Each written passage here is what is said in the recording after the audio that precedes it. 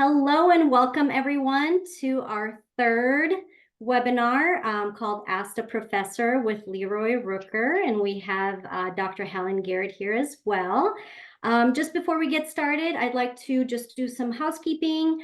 This is a webinar format, which means that your cameras and your microphones are turned off by default.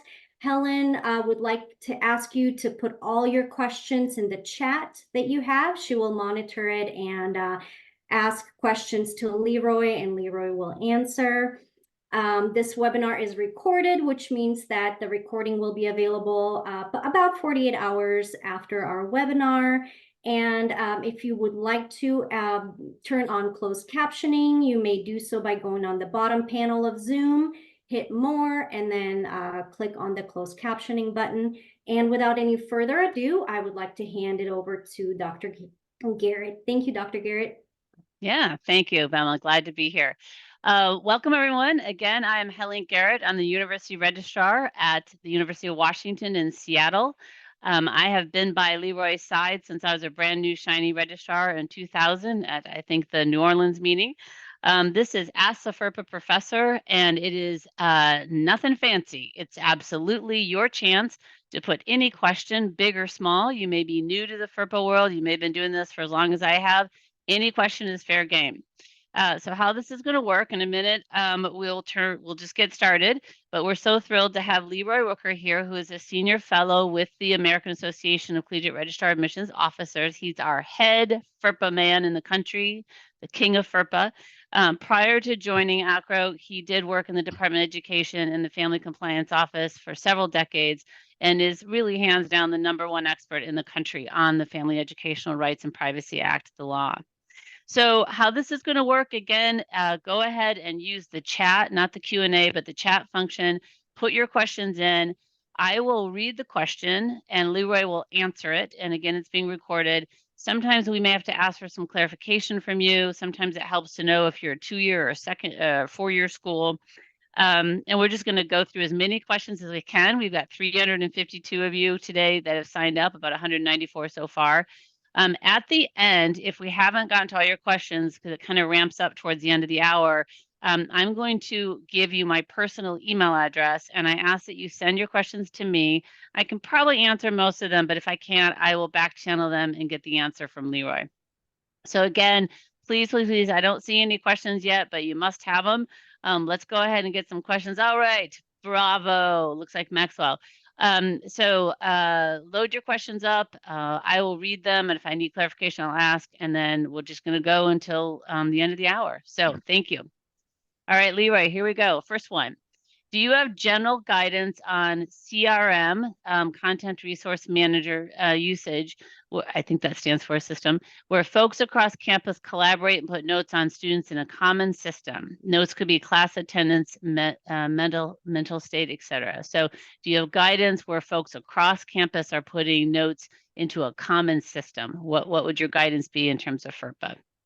One thing to think about, and I've been on college campuses doing training where systems like this were being used, and I know on one of those campuses, the as we discussed it, they said the system had the ability, if a school official didn't want the student to see the information, that they could check to keep it private, and that the student wouldn't have access to it. So right there was a major FERPA issue, which is anytime you're creating records on the student, unless it meets one of the 5 exceptions, the student's got a right to inspect and review it. And it'd be the case in a system like this, like the CRM, where information on a student is being input, the inputs coming from various school officials who are involved with that student. You can't have a system that prevents the student from being able to see that information. That's not a sole possession. It doesn't meet that definition because multiple school officials can see the information. So that'd probably be my biggest admonition, to make sure that there's not that misconception going on when if you're an institution that's using such a system as this. But otherwise, again, just knowing that these are going to be education records, anything that gets inputted is going to be subject to inspection review by the student. So make sure the school official is aware of that. Yep. A couple of things just to add on from a practitioner standpoint. The word training doesn't show up in the FERPA law, but if you are going to make it so people across campus can have access, it's critical that you're providing training to get to what LeRoy was just saying. A sole possession is a memory note that is only accessible by the maker, and it can't have been made with anyone else present. So if you're going to make it so everybody can see these notes, they absolutely have to understand that a student can make that request. We have 45 days to respond to see anything in there, and that people need to be trained on that. So keep those points in mind. Good question. Thank you. Kick us off. Linda, thank you. We are a four-year school. Are we obligated to give parents information if they show tax information? So there's an exception in FERPA under 9931, exceptions to signed consent. One of those exceptions, as long as you meet the conditions, you are permitted to disclose records under the conditions.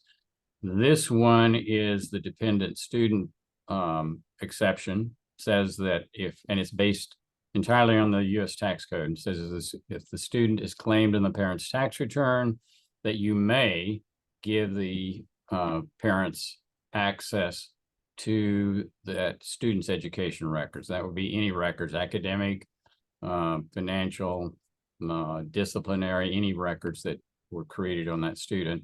You would be permitted to share with the parents if the student is claimed on the parent's tax return. But again, I emphasize that it is a may. So it's different schools, you're not obligated to it. You are permitted to share it. Excellent. Thank you so much. Here's a two-parter. So the first question is, what is the official position on emailing grades? On emailing grades, it's up to the institution. It's more of a practice issue, I think, when you think about emailing grades. What FERPA says is that you can't disclose information from a student's education records improperly. In other words, outside of what's permitted under FERPA.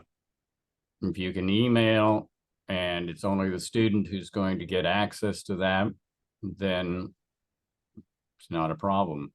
But what you have to know is, and this is where the issue comes in for institutions, it's the risk. What is the risk involved in emailing versus providing it in some other fashion? But if you've got, particularly if you have institutional assigned email and you are communicating it through that institutional email, it's unlikely that someone else is going to be able to access that. If they did, as long as that institutional email has a secret PIN or password component to it for the student to get into it, then you should be fine doing that.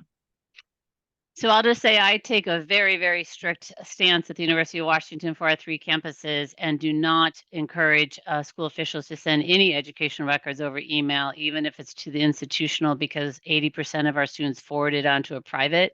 So you really want to think about is, if this email that you're sending went to the wrong place, would you be able to defend that? Secondly, I absolutely would not encourage instructors or faculty to email grades to your registrar's office. We just had a compliance audit at the University of Washington, had 14 findings that we have 14 ways that we're vulnerable that someone could pay someone to change a grade and send it by email. So there are other reasons you want to think about You want to make sure the best way to transport educational records is through a shared drive that the recipient, as LeRoy just said, has to use their known only to them confidential credentials to get in. That's the closed loop that you want to try to get to. Barbara, you go on to say, if this is not permissible, is the Veterans Administration an exception when they ask for us to email transcripts to them? We do not have encrypted emails as an option.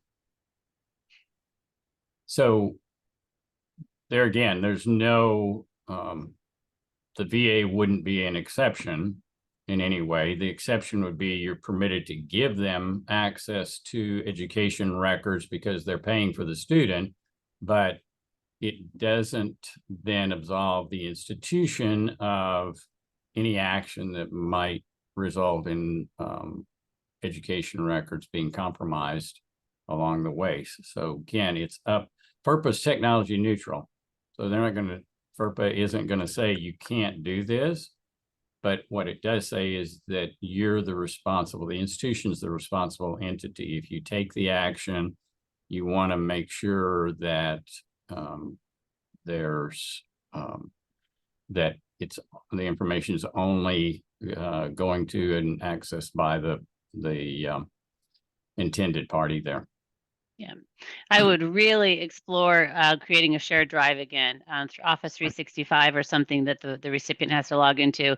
It can get tricky when dealing with the federal government because there are firewalls and things, but best practice would be not to send grades by email if you can avoid it. But I think LeRoy has helped you to know that again, FERPA's technology neutral. You just have to be ready to stand up that if someone cried foul to the Department of Education or to your institution, that their FERPA rights are violated, that you took good precautions to protect their information. Okay, next question. What does FERPA say about the release of a student's status for participation in a club? For example, release a list of veteran students to the veteran club president for invites to club events. Great question, Julia. So can we provide student information to university or campus college clubs? So in order to do that, again, it's not, these are not school officials. So that's the thing. They're not school officials in terms of doing something for your institution, even though they might be, say, a school official who's the sponsor of the club. That's not, they're not doing that on behalf of the institution. They're doing it on behalf of the club or society, whatever it might be. So what you look at then is the information we're providing, does it fit under directory information? Or does it fit, is there a consent from the students involved? It would need to fit under one of those two provisions in FERPA. Or the other piece is the institution could communicate directly with those students and say, here's an opportunity for you with this veterans club. If you're interested, here's who to contact. So that's another way you could do it, where you're not disclosing non-directory information, but you are getting the information out to the students. Yeah, I would be very hesitant because veterans really shouldn't be in your directory information. And by sending just veterans name, you'd be releasing that. But LeRoy speaks the truth. Safest thing is just give them the name of all students who haven't restricted directory information, and they can write to them and invite people in. So, yeah. Yeah, in this instance, veteran status clearly is not going to be a directory information item. Yeah. That's why you're doing it on behalf of them would be something you could do. But if it's any non-directory information, you can't link directory and non-directory. So you couldn't give them a name of someone who, or the names of those students who also are veterans, because name would be a directory information item, veteran status would not. You can't link directory and non-directory information. Yeah, these are great questions. Vanessa, you are welcome. We're so glad to be here. How would you proceed if we do not have a FERPA authorization form on file, but mom is on the phone with you and the student to discuss educational information? So you're on the phone with both the mom and the student, but you don't have a release on file from the student. So it's similar to if the mom came to school and the student, when you're meeting with them, you would want to have, unless you know they're a dependent, if you know they're a dependent, then you could have the conversation. But otherwise, if they bring someone into a meeting, whether on the phone or in person, if they bring someone into the meeting, you need to, generally, the student needs to provide a consent in order for you to have a discussion on things that would delve into education records and involve disclosing information from education records. Now, one of the things you could do, just from a practical standpoint, if those individuals, students on the phone, mom or some other third parties on the phone, you could have the student, this is if you have institutional assigned email, you could have the student email you, just in the moment, email you to your email the consent to have the discussion, name the, essentially they're creating a consent form that they were authorizing you to discuss their education records with this named party. And so that's one where you could do it in the moment. Otherwise, you're back to somewhere you need to have a consent in there. Thank you. Erica, from a four-year institution in Texas, what is the standard of procedure for subpoenas requesting records of a student? And is there language that we should be looking for should a subpoena indicate that we should not be making attempts to contact with the student? Yeah, so there's a letter, there's actually a letter in the FERPA guide on that very issue, but subpoena, there's a subpoena exception in FERPA, one of those 9931 exceptions. You have to meet the conditions that are there. The conditions are that you make a reasonable effort to notify the student in advance of compliance and to do it with enough time for the student to go to court to do something about the subpoena if they choose to do that. That means they've got to have time to seek to quash the subpoena or get the record sealed. And that has to be built into the consent or the notification and in the disclosure time. Unless a student comes along and says, I'm fine with doing that, then you could go ahead and make the disclosure. Now, if the subpoena, though, is from a federal grand jury or for a federal, state, or local law enforcement purpose, and it says in the subpoena, do not notify, then you would not notify the student. You'd simply turn over the records, but it must be for a law enforcement purpose, and it must state that in the subpoena. Over the years, and still get them, here from a registrar's office, we've got this subpoena that's being served, and they don't want us to notify the student. It's law enforcement, but they don't want us to notify the student. So the conversation is always the same. Does it say that in the subpoena? No, that's the problem. It's not in the subpoena. So you just tell them, well, here are two options. One is we have to notify the student prior to our disclosing this information, and or you can take the subpoena back over to the court, get them to put in those words, do not notify the student, bring it back, and we can turn over the records. Excellent question. If I were new, and I was once upon a time, to the world of FERPA, and you're trying to navigate subpoenas, absolutely do spend the money to buy, if you don't have it, the FERPA guide. It's being updated, but get the one that's there now from ACRO. Secondly, I would make a Zoom appointment with the registrar at the flagship institution in your state. They're going to know how to do this, and just have them teach you what they do. There are a lot of ins and outs of subpoena management, and it can be really scary, and especially if you do get that grand jury one, but it would be worth it. And whether you're community college, private, public, doesn't matter. Make an appointment with that registrar and ask them if they can just coach you through how they go through it, because they probably are getting a lot more volume wise and have the procedures down. All right. Oh, here's a tough one. Elizabeth Bayless. Anything about records retention is scary to me. We are currently working on a record retention policy for the university. Any recommendations on the duration that records should be maintained for under FERPA? So I spend a lot of time on college campuses doing FERPA training. One of the things that I emphasize several times during that training and with any meetings with those folks is, as an institution, when it comes to education records, you want to have a records retention policy in place. You also want to have a records destruction policy in place, just as important.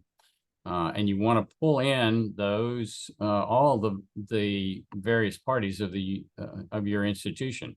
So you need all the different areas, from faculty to your registrar's office to your general counsel to the housing to law enforcement. You just want the whole gamut being involved, because they're in, unless you're talking the janitor or maybe the cook, every office is going to have education records, even though it's the view is, oh, it's the registrar's office.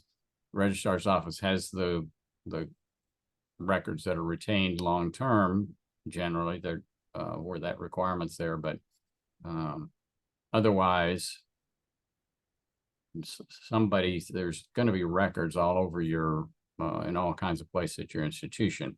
So from a FERPA standpoint, the FERPA does not require that you maintain education records. FERPA simply says, if you maintain those records, you got to do two things: protect the privacy of them and give the student access to them, or former student, upon request. Those are the two requirements. So in any record that you're required to maintain and for how long is going to come from other federal laws, state laws, and institutional policy.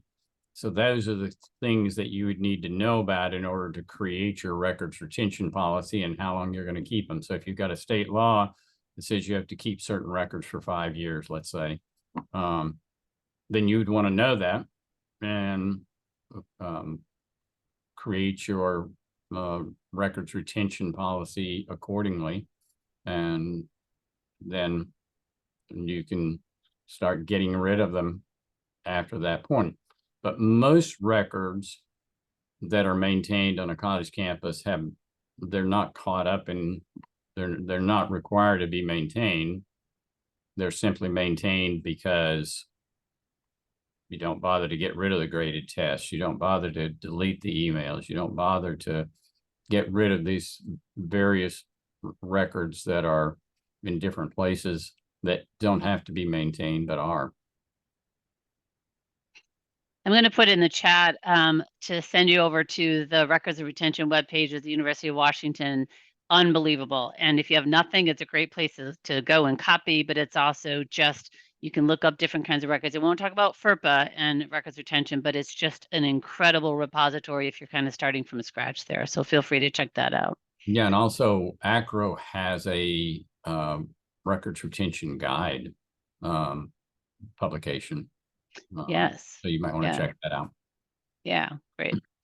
Okay, you're doing great here, everybody. So thank you. My college is requesting to notate in our commencement program students who are part of a particular program in which students must be either low income, first generation, or have a documented disability. Am I correct that we cannot publicly list their participation in such a program, as it would be disclosing more than directory information? You are absolutely correct. You would not want any of that information in a graduation program. Absolutely absent a consent from those individuals. So you could do it with a consent, but there's no way those items, low income, disability, that neither of those could be directory information items. Thus, you're back to need a consent. Absolutely. And by the way, if you ever need someone else to back you up, we'll back you up. So if they try to fight you on it, LeRoy is, the top Okay. expert, but I can do that too to help you, because sometimes it helps to have someone from outside your institution stand behind what you already know to be true, which was the case here. Yep. Okay, thank you. Tina asks, what are the best practices in order to verify identity of students and or parents and spouses, assuming that there's a release on file, when the conversation's over the phone? Right now, we do not disclose educational records information over the phone. Students coming to campus is not always realistic. So again, some of what we talked about earlier is a way to do that, which is the student could provide the consent. So consent is a way you could have conversations, and you can provide them the consent. They could send it in. You could have them send you an email to that effect.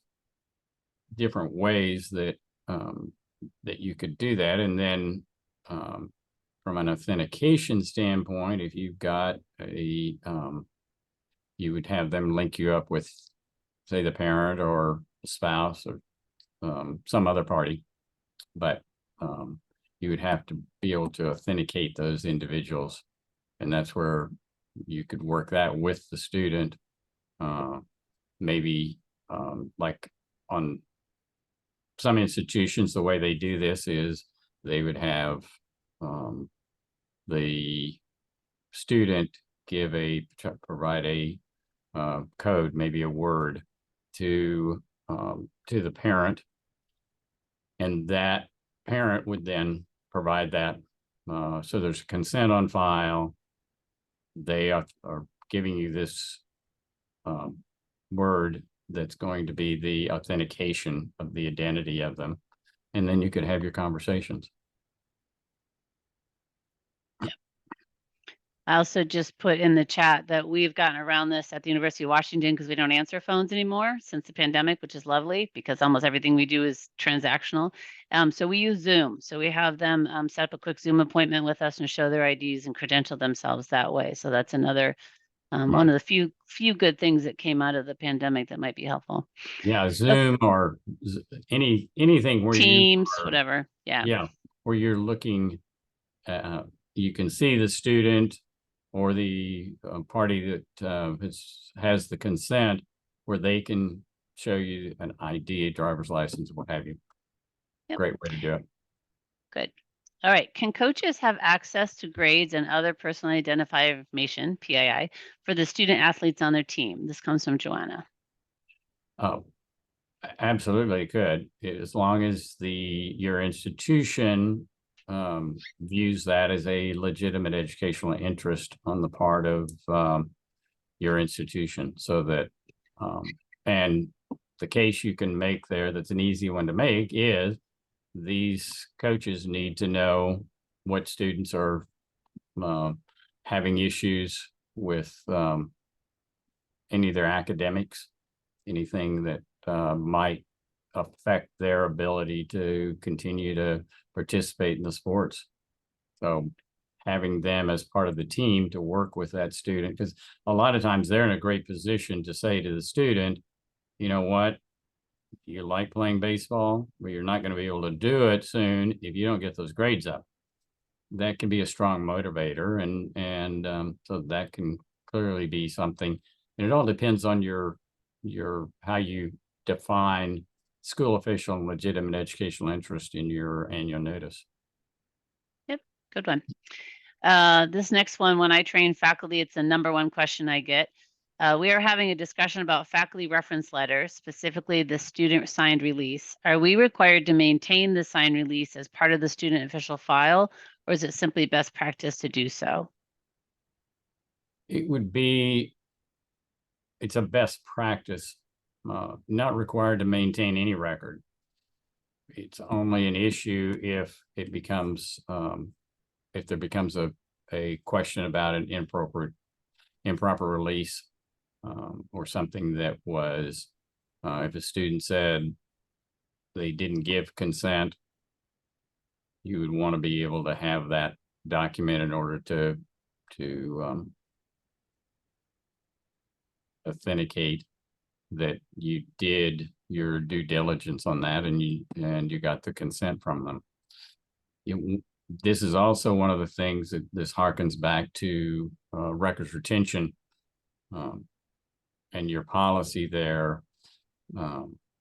Ordinarily, what FERPA says is that students can file a complaint if their complaint cycle is 180 days from when they knew or should have known the violation may have occurred. You may want to then link your retention of that consent to that 180-day period, that if something doesn't happen within that period, the likelihood is it's not going to. And so then after that 180 days, or if you want to double that up and say after a year, we're going to get rid of those, that's perfectly fine. Because again, FERPA doesn't require that you maintain them. It's only for the protection of the institution. I love that. I learned something new. I usually say to the end of the year when the student graduates, but I love that 180 days and tying that to the amount of time they have to complain. That's great. Okay. Anna says, what guidelines exist for sharing information with a supervisor, such as the director of academic support, sharing information with the dean of students or the provost? So the situations where someone in a position of authority over you perhaps is asking information. Any tips you have on that, LeRoy? Again, what would govern that is how you define, your institution defines school official and legitimate educational interest within your annual notice. As long as those individuals, and legitimate educational interest is essentially going to be defined as someone who has involved through their job description would have a involvement with the student in question. So the higher you get on the food chain, the more likely they're going to have a broad authority to be involved with those students. And so that would let you define your definition in such a way that you could share with those parties, again, so long as there's a basis for doing that. It's not that they would have it for curiosity purposes. That's not a legitimate educational interest. So it would have to be linked to they needed their job description is such that having access for this particular purpose makes sense. Yep. Okay, just looking at the time, we're doing great. We're about halfway through, but I see that we're at questions posted at 11:05. So it's entirely possible we won't get to all of your answers. So remember, helenbg@uw.edu. If we don't answer your question, please send it after and we'll get an answer to you, but we'll keep going here. I'm at a 2-year and folks are often confused about directory information and what it is and when is it okay to say to a parent when a FERPA release is not on file. We also work with dual enrollment high school students and parents. Is it the same for them? So they're confused about directory information. When's it okay to say to a parent when a FERPA release is not on file? And then what about dual enrollment high school students? Any special tips you have on that? You can certainly say to a parent that that's part of the conversation to say, we need a consent in order to have a discussion with you from your student. And so you can communicate that, not a problem. You're not giving out information from education records. You're just telling them what needs to be done in order for you to give them any information. And then in terms of dual enrollment students, is the question there how you deal with parents? So FERPA, the way FERPA applies to elementary, secondary, as well as post-secondary institutions. At the elementary, secondary level, rights belong to the parent until the student turns age 18 or attends a post-secondary institution at any age. For your purposes, they're attending your institution now, which means any records that you're creating on that student, or the student is the owner of the rights for those records. Providing that information to the parent is either going to, again, require consent, or you could do it, as we discussed earlier, one of the exceptions is dependent student, if they're claimed on the parent's tax return, which is probably very strong possibility if the student's still in high school. Then, but you would need to know them. Then you could disclose the information to the parents under either one of those. The other possibility here is those records, any records that you generate if it's dual enrolled student, would be generally going back to the high school. And if the student's under 18, rights reside with the parent there, they could get access at the high school. Yep. That's one that comes up a lot. All right, Tina has another fun question. An athletic coach has asked to be added to a course Blackboard shell, so the LMS, in order to monitor how a particular athlete is doing in the course. With that said, he'll also have access to see the performance of other students. We have said no, and that this is a FERPA violation. LeRoy, do you agree? So in this instance, you could give that coach, again, as we discussed earlier, if that if you, in your definition of school official legitimate educational interest could be such that it would encompass giving access to the coach on that student. It wouldn't work to give access to the education records on students who aren't involved with that coach. So your advice to in that instance is correct. Yep, good. Okay, Anna asks, is it acceptable to post student and advisor names on classroom doors for an orientation activity where new students have breakfast with their advisors in different locations?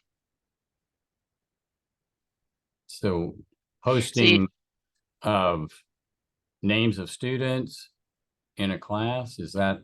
It's basically, since it's an orientation activity, you can assume these are students who are onboarding as new students. They want to know, can you post publicly wherever on classroom doors where they're supposed to go as new students to find their advisors in different locations? So there'd be one sign that says, okay, John Smith, you need to go meet with advisor blah, blah in this building. Is that a FERPA violation to post that kind of information on a public door? So if you're putting class activity on there, you generally are not going to want to do that in a public fashion. Like you couldn't put the names of students who are in this class or in taking certain courses, that sort of thing. You would not want to do that piece if you are indicating information like that. If you've got somebody that, if you want to send them different places, better way to do that is, which wouldn't run into any kind of FERPA issue, is to communicate directly with the student, say through your institutional email. Here's where you're going to meet with this instructor, and then you could post something that says, if you're wondering where you meet your faculty member and or advisor, check your email and it'll be there. And then that's the only sign you need to put up. Yep. Good one. Okay. Here's one from Denise. Our nurse practitioner shares medical diagnosis with athletic trainers who are university staff. She's HIPAA covered, but where do athletic trainers fall into the mix? Once she shares, does it become an educational record or an academic record? Is the nurse practitioner, question would be here, is that a employee of the institution? If the nurse practitioner is, then sharing that information with, again, is there a legitimate educational interest in sharing the information? Is this someone that needs it in order to do their job? And it sounds like that you could make a case for that. And you would, when it comes to medical or treatment records on a college campus, HIPAA's privacy rule simply doesn't apply. You look at it strictly through the lens of FERPA. Can we share this under FERPA, not whether can you share it under HIPAA, because the privacy rule doesn't apply to those. Once you share them with a non-treatment provider, however, they become education records, which is not a problem. Just means now the student has a right of access to them. But in this instance, it only confuses things to think about HIPAA. Just think about FERPA.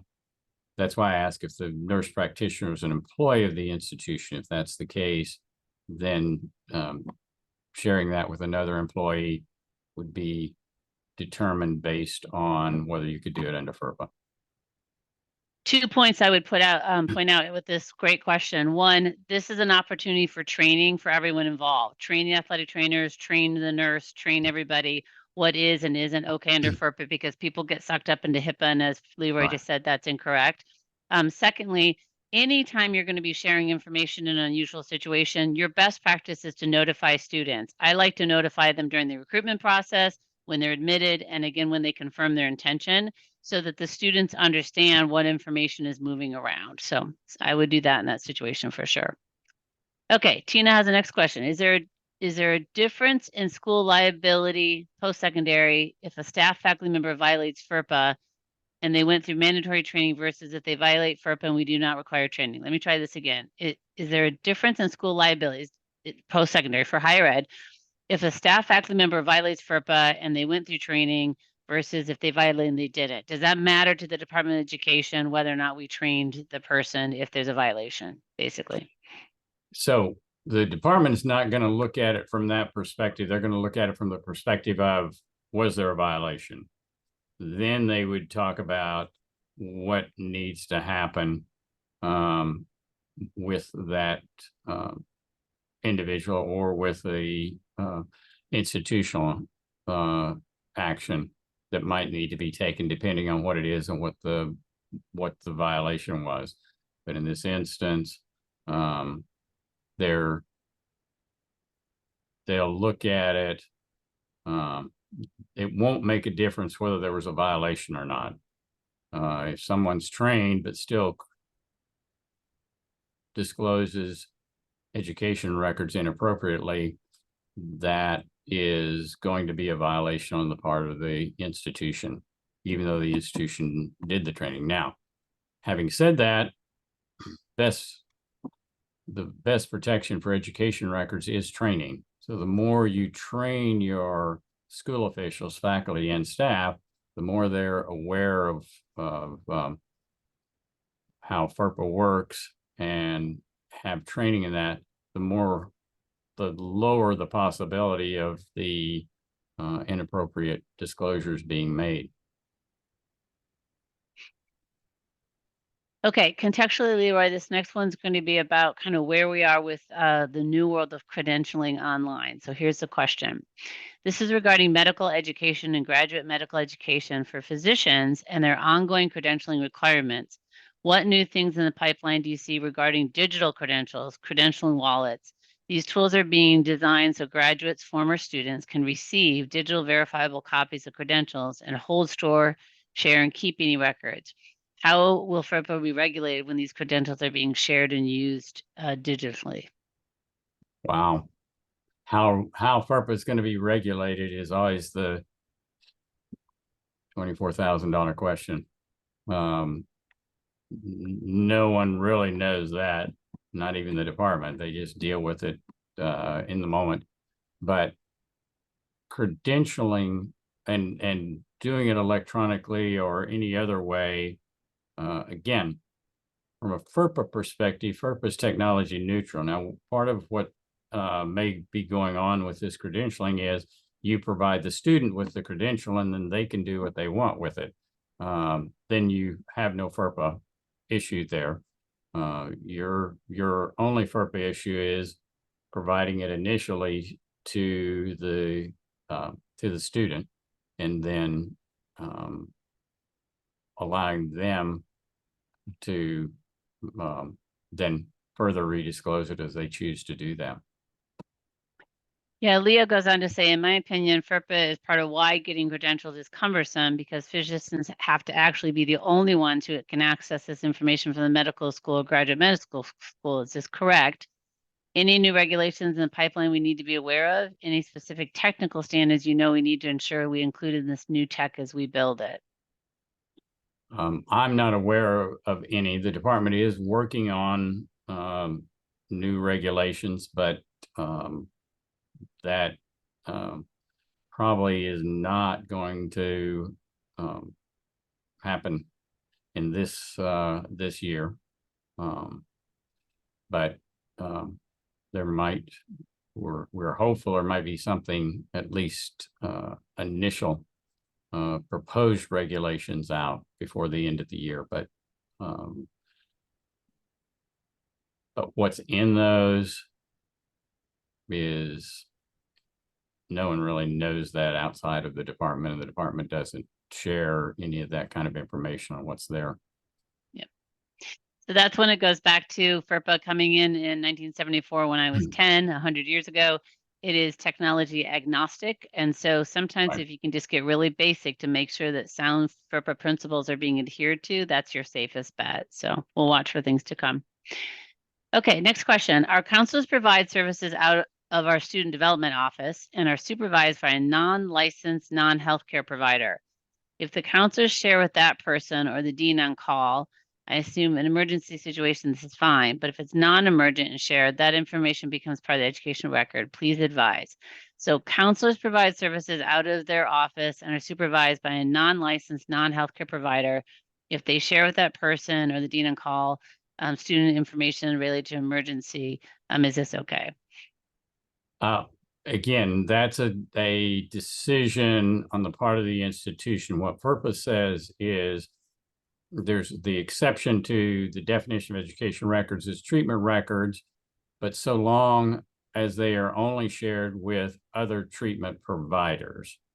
If you're sharing counseling records, which would be treatment records that are, if they're done by professional counselors, and sharing those with non-treatment providers, those are generally going to be education records anyway, which again, not a problem under FERPA because the HIPAA privacy rule doesn't apply, and under FERPA, you could anything that's permitted under FERPA is you'd be permitted to do, and you could share those. That's their supervisor, so you could share the information if you chose. But again, that turns it into education records, which means the student now has a right of access to any of those counseling records, which under FERPA they wouldn't have otherwise. Excellent. Going back to the question of emailing grades, if we email the grades only to the student's university email address and they forward it on, isn't that not their responsibility from that point forward? Yes, it would be. So if they forward it on, that's as long as you didn't send it to that non-university email, but they forwarded it. It's like any communication. When I'm on campus, I'm always recommending only communicate through your institutional assigned email. Even the student will come along and say, well, I don't really check that much, but I want it. Can you send it to my personal email? No, it protects us and it protects you for us to only send it to your institutional assigned email. If that's the case and then you want to forward it on, that's up to you. But we're not going to send it to a non-institutional email. You can do that. Yep.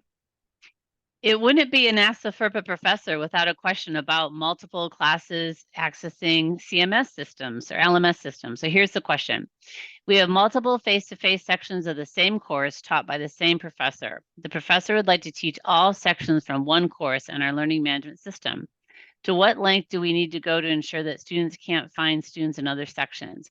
Or is there something we can do to notify students that there would be one course in the LMS? So it's one professor teaching multiple sections of the same course. Right. So you can certainly notify them that that's, as long as you as an institution view that as one course, then do your notification that students who are signing up for this course are part of a larger cohort, all the same class, but just taught differently, but you're all going to be in the LMS together.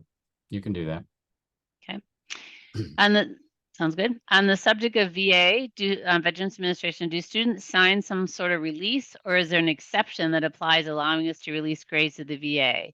So do we have to have them sign some sort of release when someone's underwriting the cost of their education in terms of like the VA, or can we just release them? You don't have to. What FERPA says is, this is where another one of the exceptions to sign consent. There's a financial aid exception in FERPA that says if the student has applied for or received financial aid, that you can disclose information to, one, determine eligibility, to determine the amount of the aid, but importantly, enforce terms and conditions of the aid. That's where you look at what is the agreement and what's specified. So if the agreement is, we're going to pay for this student, but we need to know their success in the class, and however they want to phrase that. If that's part of what they have agreed to and is part of the agreement, then you can disclose the information. I don't know what the VA has. I can't imagine that there's not something in a student, a veteran would always have to apply to receive VA benefits. So I would imagine that, but I don't know, that there's some wording in there that makes it clear that the VA gets to know how the student's doing, or how the money's been spent, that sort of thing. Excellent. Okay. We're looking at the time, it's 11:51. So I just want you to know, I just put my email address at the bottom of the chat again, Helen BG, like Helen boy girl. If you have any questions, I know there are ones we didn't get to today, go ahead and send them to me. Again, if I can't answer them, I will reach out to LeRoy and get some help on that one. Here's one. At what point does FERPA start? From the point of application or class enrollment? You could hold up your book again in that instance, because there's a letter in there from years ago to University of New Mexico, the general counsel there, where they asked the question. In this, they talked about a gray area in FERPA, and I remember we always kind of got a chuckle out of that at the department, that there was a gray area in FERPA, but their gray area was from the time we tell the student you're accepted until the first day of class. Where along that spectrum do they become a student? Because FERPA doesn't apply when they're an applicant to any information that the student provides. But once the applicant becomes, or any information the applicant provides, but once that applicant becomes a student, then all that information, if it continues to be maintained, is going to be an education record on the student, determining where. So what the department said if you look at that letter, it says that you as an institution can make the determination so long as you do two things. One, have some reasonable basis for it, and two, apply it consistently. So you can't say for one student, you're a student here, or one applicant, you become a student here, and another one, it's when you pay the rest of your tuition or whatever it might be. So it could be anywhere along. So it could be when you accept them. It could be when they send in a deposit. It could be when they come for orientation. It cannot be later than the first day of class. Once you let them in the class, they are a student. I will occasionally be on college campuses, and the institution will say, well, we don't consider someone a student until after the add drop period of 2 weeks has passed. That doesn't work under FERPA. They drop after 2 weeks, you still got, as long as you maintain them, you've got 2 weeks of records on that student. So they would be a student during that period. So it can't be later in the first day of class, but anywhere you can back up from there. Keeping in mind that once you determine they are a student, at that point, FERPA kicks in. Prior to that, it doesn't. Here's another HIPAA FERPA, and I do encourage you, please, and we don't get any money by hawking this book, buy this, because there's lots of helpful information about HIPAA versus FERPA. If a student submits medical documentation as a part of the appeal, we're under the impression that those documents are educational records under FERPA versus HIPAA. But the records maintained by our health center who provided the care, are they protected by HIPAA, not FERPA? Is that correct? So we have a healthcare center, owned and maintained by the institution providing care. Are their records subject to FERPA or are they covered by HIPAA? So again, and as Helen mentioned, in the ACRO FERPA guide, actually one of the, there are a number of appendices that is in there. One of them is on the HIPAA FERPA interplay. So there's a whole appendices in there on that, which among other things has the guidance that we issued when I was at the department. We issued joint guidance with HHS that administers HIPAA. But the answer to the question is the records are subject to FERPA. So if you look at the HIPAA guide regulations, you'll see the exception to records that are subject to FERPA or education records. So that covers both when they are not education records under FERPA, but they're still being maintained by the institution, and when they've been shared and become education records. So in either case, HIPAA's privacy rule does not apply. You look at FERPA to determine when you could disclose those records. And as far as any information the student provides in terms of documentation to your general counsel or what have you, those are going to clearly be education records. Real quick, just because we're short on time, one institution requires a proxy to be able to have a third party participate in an in-person conversation. And in their proxy, it states that oral consent for disclosure information from education records would not meet FERPA's consent requirements. Any further clarification? So is oral consent for disclosure information sufficient? Yeah, there's written consent and there are exceptions to written consent. There's not any provision in FERPA for oral consent to disclose education records. You have no protection there. And so if a student provides, well, one of the examples is, and we did investigations on this one when I was at the department, but student who brings someone into a meeting with them and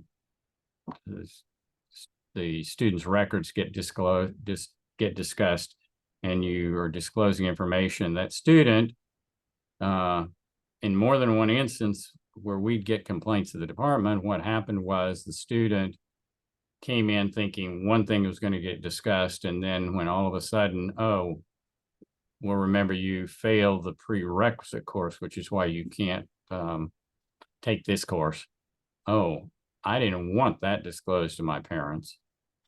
And you have no protection at that point when they file a complaint because you didn't have a consent in order to disclose that. So you always want to get a either written consent or know that it meets one of the exceptions. Like one of the exceptions would be if that student's a dependent and you have documentation of that, then you wouldn't need the consent. But think sign consent and then operate from there. Yep. All right, we are at the top of the hour. We so apologize we didn't get to many questions, but I'm not kidding. I will answer your questions. I geek out on this. So Helen BG at uw.edu. I'll get help from Lee if I need it. Belma put in a couple of the links to the resource guides. Yes, it is true that they're working on an update to the FERPA guide. I've been asked to help edit it. Thank you for being here today. Belma, I'll pass it back to you. I think we're meeting again the next time, May 15th. So tell your friends, come back again. And thank you for your patience that we couldn't get to all your answers, but I'll follow up, I promise. Belma. Thank you all. Thank you, Helen. Thank you, Leroy. Thank you so much on behalf of ACRA for joining today. And like Helen said, our next webinar will be on Wednesday, May 15th at 2 p.m. Eastern Time. And we will see you then. Have a good day, everyone. Thanks, everybody. Be safe. Thank you.